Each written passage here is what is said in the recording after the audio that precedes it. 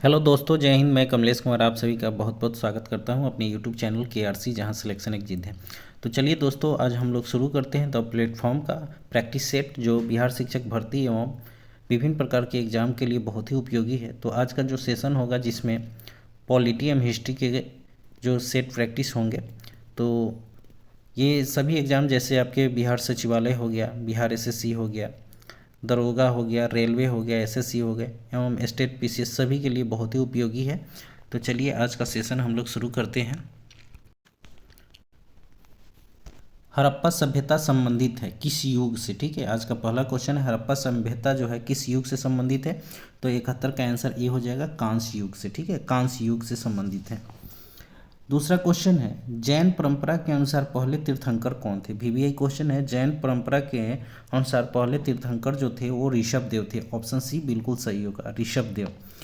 ऋषभ देव को जैन धर्म का संस्थापक माना जाता है। ठीक है, और ऋषभ देव का प्रतीक चिन्ह जो था वो सांड था, ये भी याद रखना है। ऋषभ देव का प्रतीक चिन्ह क्या था? तो सांड था। सांड जो आप लोग जानते होंगे, बैल को ही कहते हैं। और पार्श्वनाथ जैन धर्म के 23वें तीर्थंकर थे। पार्श्वनाथ जो थे वो जैन धर्म के 23वें तीर्थंकर थे। और जैन धर्म के अंतिम एवं 24वें तीर्थंकर जो थे वो महावीर थे। कौन थे? महावीर, जिन्हें जैन धर्म का वास्तविक संस्थापक माना जाता है। ठीक है, अगला पॉइंट है 73 नंबर क्वेश्चन, श्रवण बेलगोला कहाँ स्थित है? ठीक है, श्रवण बेलगोला कहाँ पर स्थित है? तो इसका आंसर हो जाएगा कर्नाटक। ऑप्शन ए बिल्कुल सही है। ठीक है, कर्नाटक की राजधानी बेंगलोर है। हेमचंद की रचना प्रशिष्ट पर्वन एक जैन ग्रंथ है। ठीक है, आपसे क्वेश्चन पूछ सकता है कि प्रशिष्ट पर्वन जो है किस परंपरा से संबंधित है? तो जैन परंपरा से, इसे भी याद रखेंगे। अगला पॉइंट है 74 नंबर क्वेश्चन, पंचतंत्र को किसने लिखा था? VBI क्वेश्चन है, पंचतंत्र को विष्णु शर्मा ने लिखा था। ऑप्शन बी बिल्कुल सही होगा, विष्णु शर्मा। विष्णु शर्मा जो है गुप्त काल से संबंधित है, गुप्त काल से। पंचतंत्र में एक और फैक्ट आप लोग याद रखेंगे कि पंचतंत्र में सबसे ज़्यादा विदेशी भाषा में अनुवाद किया गया। ठीक है ना, पंचतंत्र को सबसे अधिक बार विदेशी भाषा में अनुवाद किया गया है। अगला पॉइंट है, कंबोडिया के किस शासक ने प्रसिद्ध अंकोर वाट बनाया था? ठीक, तो 75 का आंसर सी हो जाएगा, सूर्यवर्मन सेकंड ने। सूर्यवर्मन सेकंड ने इसे बनवाया था। यह एक विष्णु मंदिर है। ठीक है, यह एक विष्णु मंदिर है, इसे भी याद रखेंगे। कंबोडिया का जो अंकोर वाट है किस भगवान के लिए है? तो विष्णु भगवान के लिए। ठीक है, विष्णु भगवान के लिए। नेक्स्ट है 76 नंबर क्वेश्चन आपका, महमूद गजनवी के साथ भारत आने वाले इतिहासकार कौन थे? ठीक है, तो इसका आंसर जो हो जाएगा ऑप्शन बी हो जाएगा, अलबरूनी था। अलबरूनी जो 11वीं सदी में भारत आया था। और अलबरूनी की पुस्तक का नाम क्या था? तो किताबुल हिंद। ठीक है, किताबुल हिंद था। नेक्स्ट पॉइंट है 77 नंबर, मोहम्मद गोरी ने जयचंद को किस युद्ध में पराजित किया था? VBI क्वेश्चन है, मोहम्मद गोरी ने जयचंद को किस युद्ध में पराजित किया था? तो 77 का आंसर सी हो जाएगा, चंदावर का युद्ध 1194 में हुआ था। ठीक है, नेक्स्ट पॉइंट है, और यहाँ पर देख लीजिए, ये भी याद रखिएगा, तराइन का प्रथम युद्ध 1191 में हुआ था, तराइन का दूसरा युद्ध 1192 में हुआ था।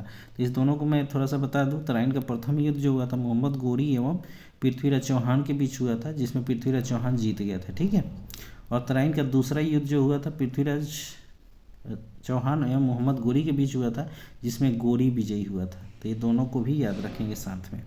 लेकिन इस क्वेश्चन का जो आंसर है वो चंदावर का युद्ध 1194 होगा। नेक्स्ट है 78 नंबर क्वेश्चन, गुलाम वंश का संस्थापक कौन था? VBI क्वेश्चन, गुलाम वंश का संस्थापक कौन था? तो कुतुबुद्दीन ऐबक था। ठीक है, कुतुबुद्दीन ऐबक, जिसने इसकी स्थापना 1206 ईस्वी में की थी। 1206 में कुतुबुद्दीन ऐबक को जो है लाख बख्श के नाम से जाना जाता है। लाख बख्श मतलब ये लाखों का दान देता था, इसलिए लाख बख्श के नाम से जाना जाता है। ठीक है, गुलाम वंश को हम ममलूक वंश के नाम से भी जानते हैं। ठीक है, ममलूक वंश भी इसे कह सकते हैं। गुलाम वंश को दास वंश या ममलूक वंश भी बोलते हैं। और कुतुबुद्दीन ऐबक ने अपनी राजधानी जो है लाहौर में स्थापित की थी। ठीक है ना, लाहौर को बनाया था। अगला पॉइंट है 79, शिवाजी की राजधानी कौन सी थी। ठीक है, तो शिवाजी की जो राजधानी थी वो रायगढ़ थी। ऑप्शन ए बिल्कुल सही हो जाएगा। ठीक है, शिवाजी ने अपना राज्याभिषेक कब किया था, तो 1674 में। ये भी याद रखेंगे कहाँ पर किया था, तो रायगढ़ में किया था, रायगढ़ में। और उसी समय इन्होंने छत्रपति की उपाधि धारण की थी। अगला पॉइंट है 80 number question, Vasco D gamma ने भारत के किस पहले बंदरगाह का दौरा किया था। ठीक है, वास्को डी गामा, तो 80 का आंसर बी हो जाएगा, कालीकट बंदरगाह का। ठीक है, जहाँ पर उसका स्वागत जमोरिन ने किया था। ठीक है, किसने किया था, जमोरिन ने वास्को डी गामा का स्वागत किया था कालीकट बंदरगाह पे। ठीक, वास्को डी गामा कहाँ का था, तो वास्को डी गामा जो था वो पुर्तगाल का रहने वाला था, पुर्तगाल का नाविक था। ये भी याद रखेंगे, पुर्तगाल की राजधानी कहाँ है, तो लिस्बन। अगला पॉइंट है 81 number question, French east India company की स्थापना किस वर्ष हुई थी, तो 81 का आंसर ए हो जाएगा, 1664 ईस्वी में। ठीक है, 1664 ईस्वी में हुई थी, लुई 14वां के शासनकाल में। 1664 में लुई 14वां के शासनकाल में फ्रेंच ईस्ट इंडिया कंपनी की स्थापना हुई थी। ठीक है, और फ्रांसीसियों ने भारत में अपनी पहली कोठी जो है सूरत में स्थापित किया था 1668 में। कब किया था, 1668 में। कहाँ किया था, तो सूरत में किया था। ठीक है, और सूरत किस नदी के किनारे है, तो ताप्ती नदी के किनारे है, और ये कहाँ पर है, तो गुजरात में है। ठीक है, अगला पॉइंट है पलासी का युद्ध कहाँ स्थित है, VBI क्वेश्चन है। तो पलासी का युद्ध जो है ना बंगाल में स्थित है, जो भागीरथी नदी के किनारे है। किस नदी के किनारे, तो भागीरथी नदी के किनारे है। पलासी का युद्ध कब हुआ था, तो आपको याद होना चाहिए, इसको डेट के साथ याद रखेंगे, 23 जून 1757 को हुआ था। ठीक है, 1757 को हुआ था। सिराजुद्दौला, उस समय शासक कौन था, सिराजुद्दौला के साथ हुआ था अंग्रेजों की लड़ाई, जिसमें सिराजुद्दौला हार गया था 1757। प्लासी का युद्ध। ठीक है, और प्लासी के युद्ध से ही अंग्रेजों का वर्चस्व बढ़ गया भारत में। और सिराजुद्दौला से एक और फैक्ट आप लोग याद रखेंगे कि सिराजुद्दौला के शासनकाल में 20 जून, ठीक है, 20 जून 1756 को जो है ब्लैक होल एक घटना थी, आप लोगों को पता होगा, ब्लैक होल घटना हुई थी, जिसमें जो हुआ क्या था, 146 अंग्रेज व्यक्तियों को जो है एक काल कोठरी में बंद कर दिया गया था। ब्लैक होल का मतलब काल कोठरी की घटना भी बोलते हैं। तो इस काल कोठरी में 146 व्यक्तियों को बंद कर दिया गया था रात भर के लिए। तो दिन में देखा गया तो उसमें मात्र 23 व्यक्ति ही बचे हुए थे, बाद बाकी सभी मारे गए। ठीक, इसलिए ये घटना काफ़ी फेमस है, ब्लैक होल घटना या काल कोठरी की घटना। सिराजुद्दौला के शासनकाल में कब हुआ था, 20 जून 1756 को। और उसके एक साल बाद जो हुआ था 23 जून 1757 को क्या हुआ था, प्लासी का युद्ध हुआ था। नेक्स्ट पॉइंट है 83 नंबर, 1905 में बंगाल के विभाजन का आदेश किसके द्वारा दिया गया था। ठीक है, तो इसका आंसर लॉर्ड कर्जन हो जाएगा। ठीक है, लॉर्ड कर्जन हो जाएगा। 1905 में यही गवर्नर जनरल थे। तो चलिए इससे कुछ और फैक्ट जान लेते हैं। बंगाल का विधिवत रूप से जो है विभाजन जो हुआ था 16 अक्टूबर 1905 को हुआ था। कब हुआ था, 16 अक्टूबर। डेट जरूर याद रखिएगा, अब डेट के साथ पूछता है। 16 अक्टूबर 1905 को। लेकिन इसकी घोषणा कब हुई थी, तो आपको ये भी याद रखना है, 19 जुलाई को हुई थी। 19 जुलाई 1905 को, 19 जुलाई 1905 को घोषणा हुई और 16 अक्टूबर 1905 को ये विधिवत रूप से लागू कर दिया गया था। नेक्स्ट आगे बढ़ते हैं हम लोग अगले पॉइंट की तरफ। 84 नंबर क्वेश्चन है, स्वदेशी आंदोलन की औपचारिक घोषणा कब की गई थी। तो स्वदेशी आंदोलन की औपचारिक घोषणा 7 अगस्त 1905 को की गई थी। ऑप्शन बी बिल्कुल सही है। ठीक है, नेक्स्ट है, और ये भी जो हुआ था स्वदेशी आंदोलन लॉर्ड कर्जन के शासनकाल में ही हुआ था। 85 नंबर क्वेश्चन है, किस काल में भारत में मजदूर आंदोलन पर कम्युनिस्ट विचारधारा का प्रभाव पड़ा। ठीक है, तो इसका आंसर जो हो जाएगा ऑप्शन बी हो जाएगा, 1924 से 34 तक। 1924 से 34 तक। और भारत में कम्युनिस्ट पार्टी का जनक जो है मानवेंद्र नाथ राय को माना जाता है। ठीक है, मानवेंद्र नाथ राय। नेक्स्ट आगे बढ़ते हैं हम लोग। 86 नंबर क्वेश्चन, किसे भारतीय विश्वमार्ग के रूप में जाना जाता है। VBI क्वेश्चन आप लोगों को पता भी होगा। तो भारतीय विश्वमार्ग जो है सरदार वल्लभ भाई पटेल को कहा जाता है। ठीक है, सरदार वल्लभ भाई पटेल को कहा जाता है। भारत के एकीकरण में कर्जन का महत्वपूर्ण योगदान है जिस प्रकार जर्मनी के एकीकरण में बिस्मार्क का था। ठीक है, तो बारदोली सत्याग्रह की सफलता से खुश होकर बारदोली की महिलाओं ने वल्लभ भाई को सरदार की उपाधि दी थी, ये भी याद रखेंगे। ठीक है, अगला पॉइंट है 87 नंबर, निम्नलिखित पर विचार कीजिए। मतलब ये दिया हुआ है 1 2 3 4 करके ऑप्शन, और इसको सजाना है गांधीवादी आंदोलनों का सही कलाक्रम, मतलब उसके समय के हिसाब से कि कौन सा जो आंदोलन कब हुआ था उस डेट के हिसाब से इसको सजाना है। ठीक है, तो रॉलेट एक्ट कब हुआ था, तो ये आपको पता है 1919 में हुआ था। चंपारण सत्याग्रह 1917 में हुआ था।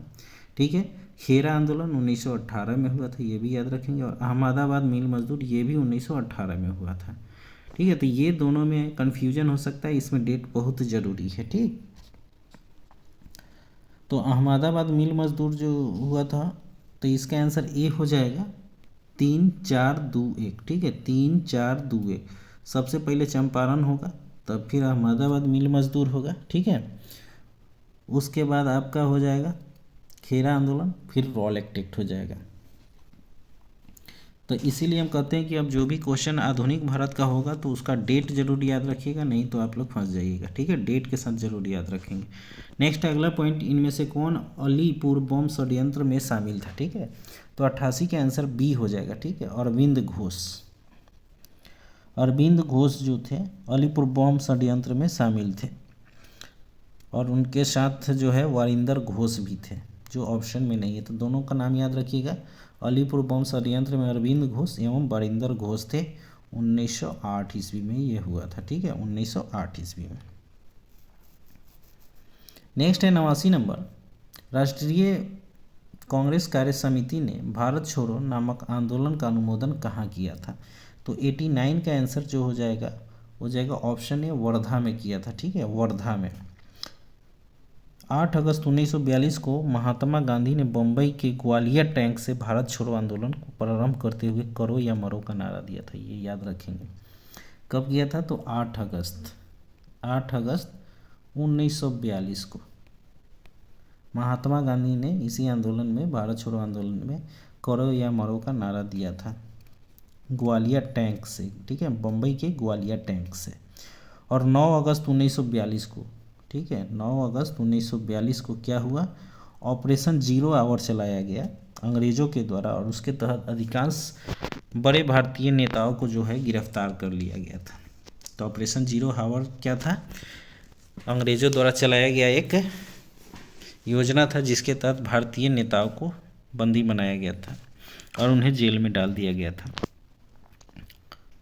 नेक्स्ट है 90 नंबर क्वेश्चन आपका, निम्नलिखित में से कौन सी जोड़ी सही है। निम्नलिखित में से कौन सी जोड़ी सही है, तो जेम्सफोर्ड रॉलेट एक्ट। ठीक है, ये सही है। मतलब कौन सी घटना किस गवर्नर जनरल के समय हुई थी, ये आपको चुनना है। ठीक है, तो प्रिंस ऑफ वेल्स का भारत आगमन लॉर्ड विलिंगटन के शासनकाल में हुआ था। ठीक है, तो इसमें सही चुनना है। तो 90 का आंसर ऑप्शन ए हो जाएगा, बाद बाकी ये दोनों गलत है। ठीक है ना, दिल्ली दरबार जो हुआ था 1912 में हुआ था। तो 1912 में जो है कौन था, ये आज आप लोग बताएंगे हमें। ठीक है, 1912 मैंने डेट तो बता दिया है, तो आप लोग को ज़रूर पता हो जाएगा। ठीक है, और उसी समय जो है दिल्ली दरबार में प्रिंस ऑफ वेल्स का भारत आगमन हुआ था, ये भी मैं बता दे रहा हूँ। तो आप लोग बताएंगे कि दिल्ली दरबार के समय गवर्नर जनरल कौन था। अगला पॉइंट है 91 नंबर, महात्मा गांधी द्वारा भारत छोड़ो आंदोलन का प्रारंभ किस वर्ष किया गया। तो ये आपको अभी बताया था 1942 में की। ठीक है, 8 अगस्त 1942, और 9 अगस्त से पूरी तरह से शुरू हो गया था। 8 अगस्त को प्रस्तावित, 9 अगस्त को शुरू हुआ था। नेक्स्ट है 92 नंबर क्वेश्चन, विक्रमशिला विश्वविद्यालय की स्थापना किसके द्वारा की गई थी। विक्रमशिला विश्वविद्यालय, तो 92 का आंसर ऑप्शन बी हो जाएगा, धर्मपाल के द्वारा। ठीक है, धर्मपाल के द्वारा। धर्मपाल पाल वंश का महानतम शासक था जिसने त्रिपक्षीय संघर्ष में भाग लिया था, और धर्मपाल जो है बौद्ध धर्म को मानने वाला था, बौद्ध धर्म को मानता था धर्मपाल। अगला पॉइंट है 93, बुनियादी शिक्षा का विचार पहले किसने प्रस्तुत किया था। तो 93 का आंसर जो हो जाएगा, इसमें तो कोई ऑप्शन ही नहीं, ई हो जाएगा। ठीक है, इनमें से कोई नहीं। बुनियादी शिक्षा को सबसे पहले गांधी जी ने प्रस्तुत किया था। किसने प्रस्तुत किया था, तो गांधी जी के द्वारा शुरू किया गया था। अगला पॉइंट है शाहजहां के काल में कौन यूरोपीय यात्री भारत आया था, ठीक है। तो 94 का आंसर ऑप्शन ई हो जाएगा, इसमें भी कोई नहीं है, उपयुक्त में से कोई नहीं। शाहजहां के समय पीटर मुंडी जो है यूरोपीय यात्री भारत आया था। कौन आया था? पीटर मुंडी, ठीक है, मुंडी, मुल्ली नहीं, मुंडी। नेक्स्ट है 95 नंबर, 20 अगस्त 1917 के सुधारों की घोषणा को जाना जाता है किस नाम से? तो 95 का आंसर ऑप्शन ए हो जाएगा, मॉन्टेग्यू घोषणा के नाम से जाना जाता है। 20 अगस्त 1917 के सुधारों की घोषणा को मॉन्टेग्यू घोषणा के नाम से जाना जाता है। मॉन्टेग्यू जो थे भारत के गृह सचिव थे, ठीक है, और उस समय भारत के वायसराय चेम्सफोर्ड थे, इस कारण मॉन्टेग्यू चेम्सफोर्ड के नाम से भी जाना जाता है।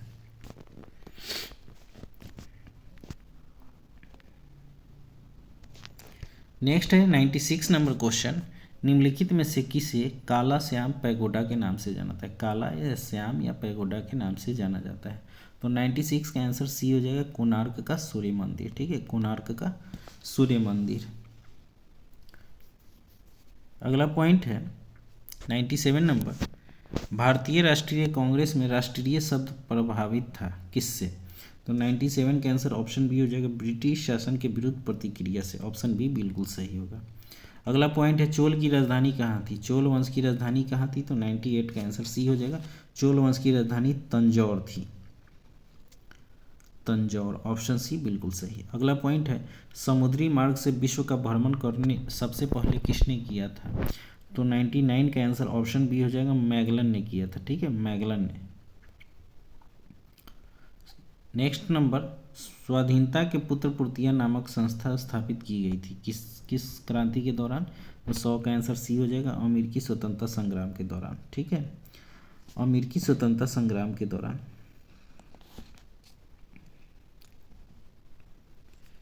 नेक्स्ट अगला पॉइंट है 101 नंबर, प्रथम स्टेट में कौन आते हैं? प्रथम स्टेट में कौन आते हैं?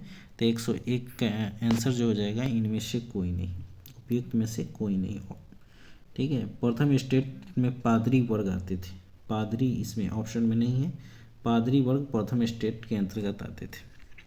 102 नंबर क्वेश्चन है, प्रथम विश्व युद्ध में किस राष्ट्र की पराजय हुई थी? तो प्रथम विश्व युद्ध में जो है जर्मनी की पराजय हुई थी, ठीक है, जर्मनी की पराजय हुई थी। प्रथम विश्व युद्ध 1914 से 18 के बीच चला था। इस युद्ध के समापन पर पेरिस में शांति सम्मेलन का आयोजन किया गया था। 1919 को वर्साय की संधि जर्मनी के साथ किया गया, जो अपमानजनक संधि के नाम से जाना जाता है, ठीक है। अगला पॉइंट है नाजीवाद का किसका समर्थक था? नाजीवाद किसका समर्थक था? तो 103 का आंसर सी हो जाएगा, राज्य की सर्वोच्चता के सिद्धांत का, ठीक है। नाजीवाद जो था राज्य की सर्वोच्चता के सिद्धांत का समर्थक था। ऑप्शन सी बिल्कुल सही है। नाजीवाद किससे संबंधित है? तो हिटलर से है, ठीक है ना। नाजीवाद विचारधारा हिटलर द्वारा लाया गया था। और एक और था फांसीवाद, तो फांसीवाद जो है वो मुसोलिनी के द्वारा लाया गया था। नेक्स्ट है 104 नंबर क्वेश्चन, तिलका माझी का जन्म कब हुआ था? ठीक है, तिलका माझी का जन्म कब हुआ था? तो 1750 में। ऑप्शन ए बिल्कुल सही है, 1750 में तिलका माझी का जन्म हुआ था। और तिलका माझी एक विश्वविद्यालय है जो भागलपुर में है, ठीक है, भागलपुर में।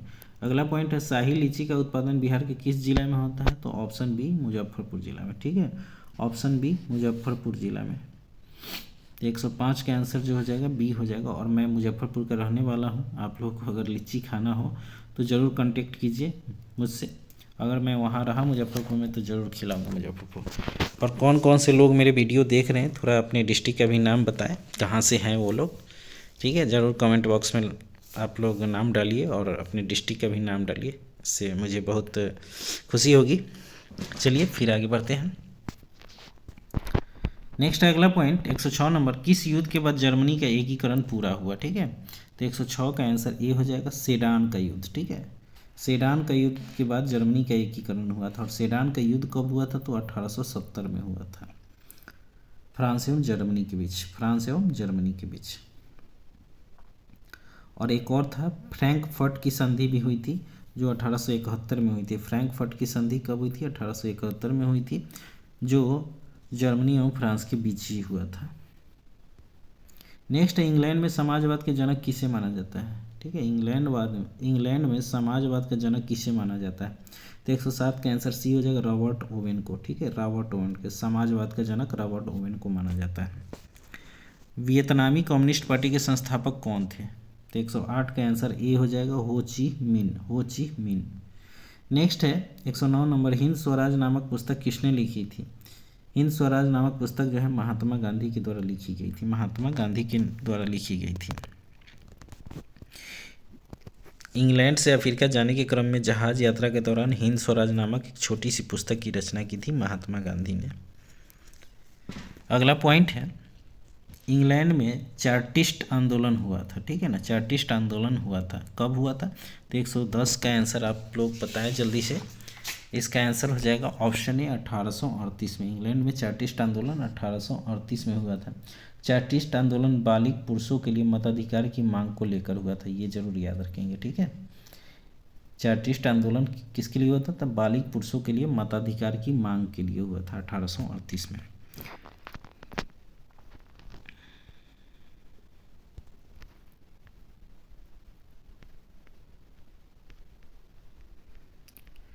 नेक्स्ट आगे बढ़ते हैं हम लोग पॉलिटी की तरफ।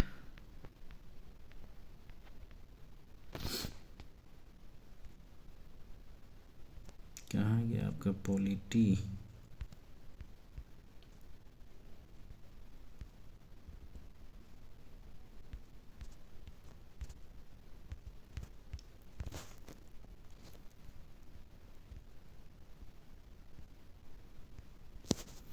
यहाँ से, ठीक है। यहाँ से शुरू करते हैं हम लोग पॉलिटी का पहला क्वेश्चन है, मतदान का अधिकार नागरिकों का कैसा अधिकार है। भी एक क्वेश्चन है, मतदान का अधिकार नागरिकों का कैसा अधिकार है, तो ऑप्शन सी बिल्कुल सही है, कानूनी अधिकार है। कैसा अधिकार है, कानूनी अधिकार है। अनुच्छेद 326 के अंतर्गत लोकसभा अथवा विधानसभा के चुनाव वयस्क मताधिकार के आधार पर होंगे। वयस्क मताधिकार मतलब 18 वर्ष की उम्र कम से कम हो चुकी है, तो ये किसके अनुसार होंगे, अनुच्छेद 326 के अंतर्गत लोकसभा अथवा विधानसभा में चुनाव जो होंगे वो वयस्क मताधिकार पर होंगे, ठीक है। अगला पॉइंट है आपका 112 नंबर क्वेश्चन, समता के अधिकार के अंतर्गत कौन सी समानताएं आती है। समता के अधिकार के अंतर्गत कौन सी समानताएं आती हैं, तो 112 का आंसर ऑप्शन डी हो जाएगा, उपयुक्त में से एक से अधिक। उपयुक्त में से एक से अधिक मतलब ये तीनों सही है, ठीक है। नेक्स्ट है, प्राथमिक शिक्षा के मौलिक अधिकार को संविधान में कब जगह दी गई। 113 का आंसर ऑप्शन सी हो जाएगा, 2002 में। 86वां संविधान संशोधन जो हुआ था उसी समय ये हुआ था। 6 से 14 वर्ष के बच्चों के लिए जो है अनिवार्य शिक्षा उनके माता पिता जरूर कराएंगे, ठीक है। मौलिक अधिकार के रूप में ये मान्यता दी गई थी। 114 नंबर क्वेश्चन, सरकार ने कब से 14 वर्ष से कम उम्र के बच्चों को घरेलू नौकर रखने या काम पर लगाए जाने को दंडनीय अपराध घोषित किया है, तो 114 का आंसर ए हो जाएगा, 10 अक्टूबर 2006 से। अगला पॉइंट है 115 नंबर, भारत कैसा राज्य है। भी एक क्वेश्चन है, तो भारत एक कल्याणकारी राज्य है। कैसा राज्य है, कल्याणकारी राज्य है। नेक्स्ट पॉइंट आगे बढ़ते हैं 116 नंबर, गांधी को माना जाता है किस वाद का, तो 116 का आंसर सी हो जाएगा, दार्शनिक अराजकतावादी, ठीक है। ऑप्शन सी बिल्कुल सही हो जाएगा।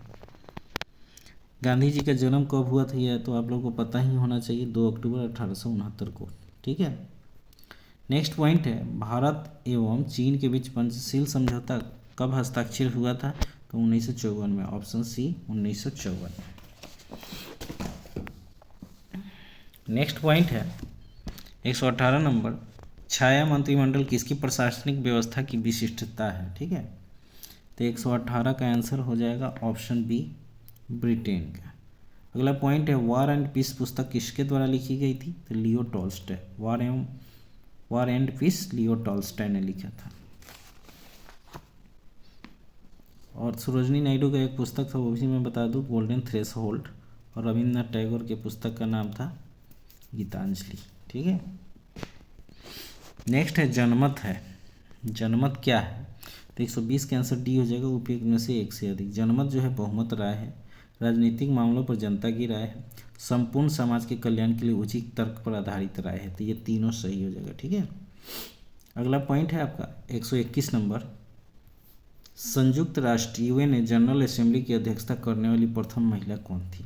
तो 121 का आंसर ऑप्शन बी हो जाएगा, विजया लक्ष्मी पंडित, ठीक है, विजया लक्ष्मी पंडित, जो 1953 में इसकी अध्यक्षता की थी, ठीक है, 1953 में 53।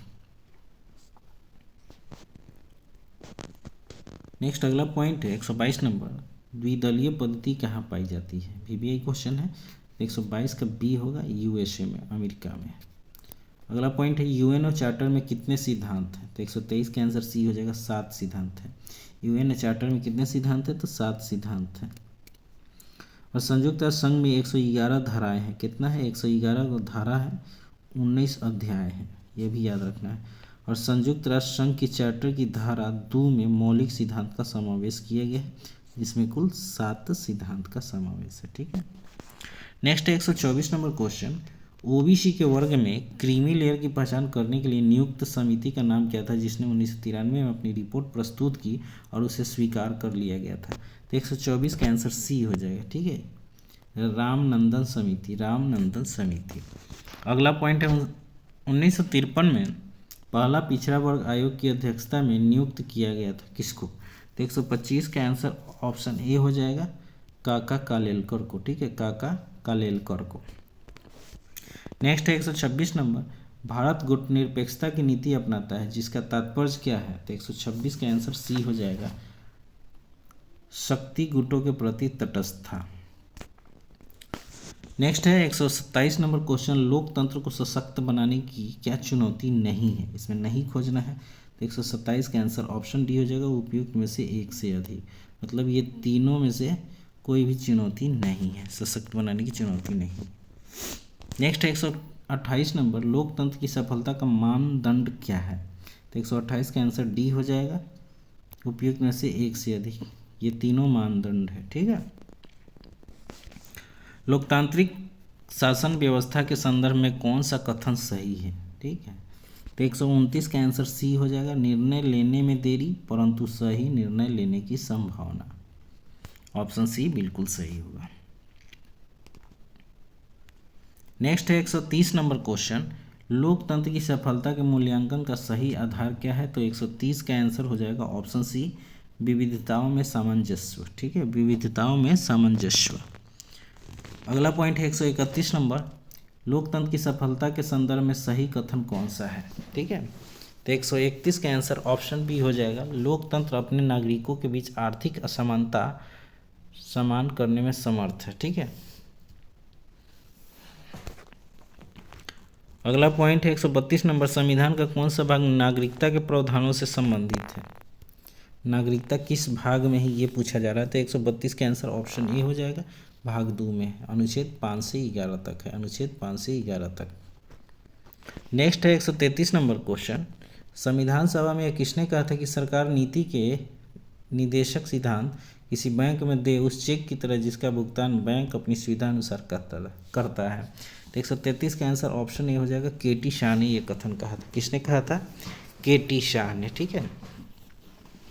अगला पॉइंट है 154 नंबर, भारत के संविधान की कौन सी अनुसूची राज्यसभा में सीटों की संख्या के बंटवारे का निर्धारण करती है? ठीक है, तो 134 का आंसर ऑप्शन बी हो जाएगा, क्या हो जाएगा? चौथी अनुसूची, ठीक है, चौथी अनुसूची, ऑप्शन बी। अगला पॉइंट है, निम्न में से कौन सी मध्य समवर्ती सूची के अंतर्गत आती है? समवर्ती सूची, तो 135 का आंसर ऑप्शन बी हो जाएगा, मजदूर संघ। मजदूर संघ जो है वो समवर्ती सूची के अंतर्गत आता है।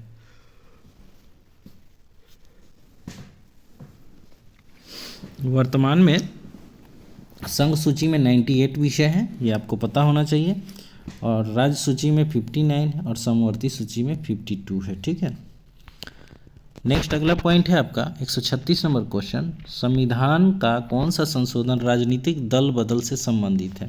तो 136 का आंसर ऑप्शन सी हो जाएगा, 52वां संविधान संशोधन, ठीक है। ये कब हुआ था? तो 1985 में हुआ था, 1985 में। 10वीं अनुसूची जो है दल बदल कानून से संबंधित है, 10वीं अनुसूची।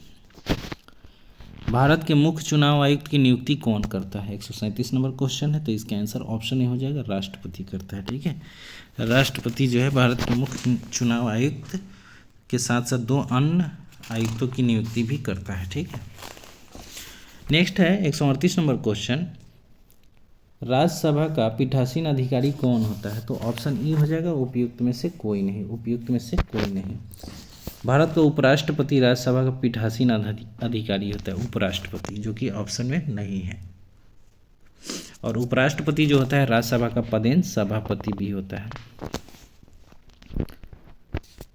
नेक्स्ट है अगला पॉइंट 139, गुटनिरपेक्षता का मूल रूप से क्या अभिप्राय है? तो 139 का आंसर ए हो जाएगा, शक्ति गुटों के प्रति तटस्थता, शक्ति गुटों के प्रति तटस्थता। नेक्स्ट है 140 नंबर क्वेश्चन, प्रस्तावना के अनुसार परम शक्ति किसके हाथों में होती है? तो 140 के आंसर ऑप्शन सी हो जाएगा, जनता के हाथों में। ठीक है, परम शक्ति जनता के हाथ में होती है। प्रस्तावना को संविधान का दर्शन माना जाता है, और प्रस्तावना संविधान का क्या है? तो सार है, प्रस्तावना संविधान का सार है। नेक्स्ट है प्रस्तावना के अनुसार परम शक्ति किसके हाथ में? तो ये हो गया जनता का। ठीक है, अगला पॉइंट है, योजना का विषय किस सूची में आता है? योजना का विषय किस सूची में आता है? तो 141 का आंसर सी हो जाएगा, योजना का विषय जो है समवर्ती सूची का विषय है। और समवर्ती सूची कहाँ से लिया गया है? तो ऑस्ट्रेलिया से लिया गया। ठीक है ना, ऑस्ट्रेलिया से लिया गया। और ऑस्ट्रेलिया में घास के मैदान को क्या कहते हैं?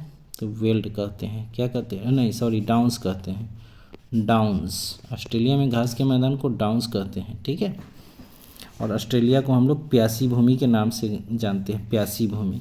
कीवियों का देश भी ऑस्ट्रेलिया को ही कहा जाता है।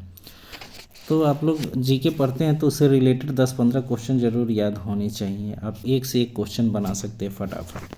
तो जीके का मतलब यही होता है कि आपसे रिलेट करते रहिए एक क्वेश्चन को दूसरे क्वेश्चन के साथ, तब आपको जल्दी जल्दी याद होंगे। जैसे 1956 आया, अब 1956 से आपको कुछ 2-4 डेट अगर याद हो, 1956, 1856, 1756, तो इस तरह से करके आप याद रख सकते हैं। ठीक है, तो जीके को आप थोड़ा सा अपने दिमाग से इम्प्रूव कीजिए, अच्छे से याद कीजिए।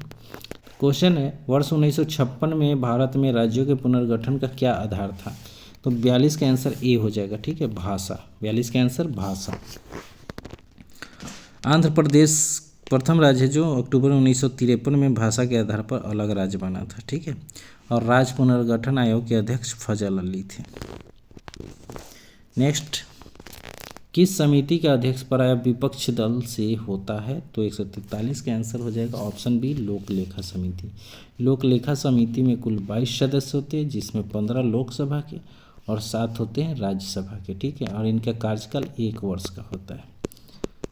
और प्राक्कलन समिति होता है, इसमें तो नहीं दिया हुआ है, प्राक्कलन समिति भी होता है, उसमें जो होते हैं ना 30 सदस्य होते हैं, तो 30 के 30 जो होते हैं वो लोकसभा के होते हैं। ठीक है, अगला पॉइंट है, किस संवैधानिक संशोधन विधेयक द्वारा संसद ने मतदान की आयु को कम करके 21 से 18 वर्ष किया था? ठीक है, तो 144 का आंसर ऑप्शन सी हो जाएगा, 61वां संविधान संशोधन 1989 में हुआ था। 61वां संविधान संशोधन कब हुआ था? 1989 में, ये याद रखेंगे। नेक्स्ट है 145, भारत के राष्ट्रपति द्वारा प्रख्यापित अध्यादेश को पारित करने के लिए संसद को क्या समय सीमा दी गई है? तो 145 का आंसर ऑप्शन सी हो जाएगा, 6 माह का। ठीक है, 6 माह का। अनुच्छेद 123 के अधीन राष्ट्रपति अध्यादेश जारी कर सकता है, ये आपको पता है। और सत्र शुरू होने के 6 सप्ताह के अंदर ऐसे प्रस्ताव का अनुमोदन अनिवार्य है, और किसी भी सत्र के बीच 6 माह से अधिक अंतराल नहीं होता है। ठीक है, तो यहाँ पूछ रहा है कि प्रख्यापित अध्यादेश को पारित करने के लिए संसद को क्या समय सीमा दी गई है? संसद को यहाँ 6 माह दिया हुआ है, जिसका